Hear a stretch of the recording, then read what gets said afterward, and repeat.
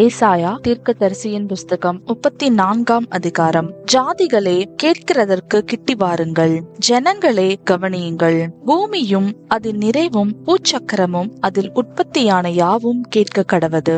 சகல ஜாதிகளின் மேலும் கர்த்தருடைய கடும் கோபமும் அவைகளுடைய சகல சேனைகளின் மேலும் அவருடைய உக்கிரமும் மூழுகிறது. அவர்களை சங்காரத்துக்கு நியமித்து கொலைக்கு ஒப்பு கொடுக்கிறார். அவர்களிலே கொலை செய்யப்பட்டவர்கள் வெளியே எரியுண்டு கிடப்பார்கள்.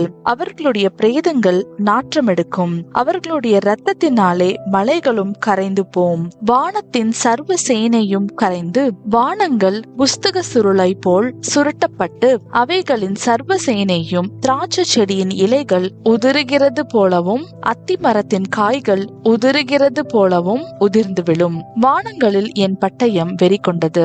இதோ ஏதோமின் மேலும் நான் சங்காரத்துக்கு நியமித்த ஜனத்தின் மேலும் அது நியாயம் செய்ய இறங்கும். போஸ்ராவிலே கர்த்தருக்கு ஒரு யாகமும் ஏதோம் தேசத்திலே மகா சங்காரமும் உண்டு. கர்த்தருடைய பட்டயம் இரத்தத்தால் திருப்தியாகி நினத்தினால் பூரிக்கின்றது.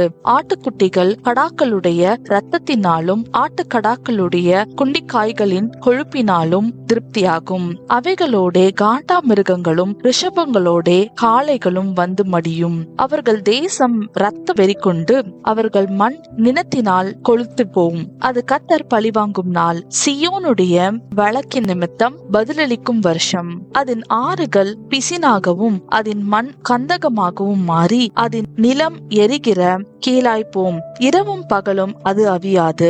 அதன் புகை என்றென்றைக்கும் எழும்பும். தலைமுறை தலைமுறையாக அது பாழாயிருக்கும். சதா காலமாக அதை ஒருவரும் கடந்து போவதில்லை.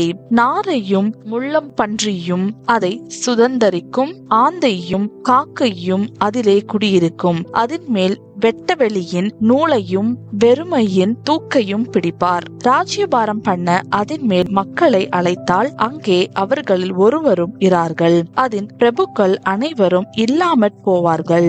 அதன் அரமனைகளில் முட்செடிகளும் அதன் கோட்டைகளில் காஞ்சொரிகளும் முட்பூண்டுகளும் முளைக்கும். அது வலு சர்ப்பங்களின் தாபரமும் கோட்டான்களின் மாளிகையுமாயிருக்கும். அங்கே காட்டு மிருகங்களும் ஓரிகளும் ஒன்றை ஒன்று சந்தித்து காட்டாடு கூப்பிடும். அங்கே சாக்குருவிகளும் தங்கி இளைப்பாறும் இடத்தை கண்டடையும். அங்கே வல்லூரும் கூடு கட்டி முட்டையிட்டு குஞ்சு பொரித்து அவைகளை தன் நிழலிலே கூட்டிக் கொள்ளும். அங்கே கூலிகளும் ஜோடு ஜோடாக சேரும். கர்த்தருடைய புஸ்தகத்திலே தேடி வாசியுங்கள்.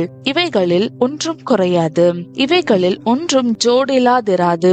அவருடைய வாய் இதை சொல்லிற்று. அவருடைய ஆவி அவைகளை சேர்க்கும். அவரே அவைகளுக்கு சீட்டு போட்டார். அவருடைய கையே அதை அவைகளுக்கு அளவு நூலால் பகிர்ந்து கொடுத்தது. அவைகள் என்றைக்கும் அதை சுதந்தரித்து தலைமுறை தலைமுறையாக அதிலே சஞ்சரிக்கும் என்பதே. ஆமேன்.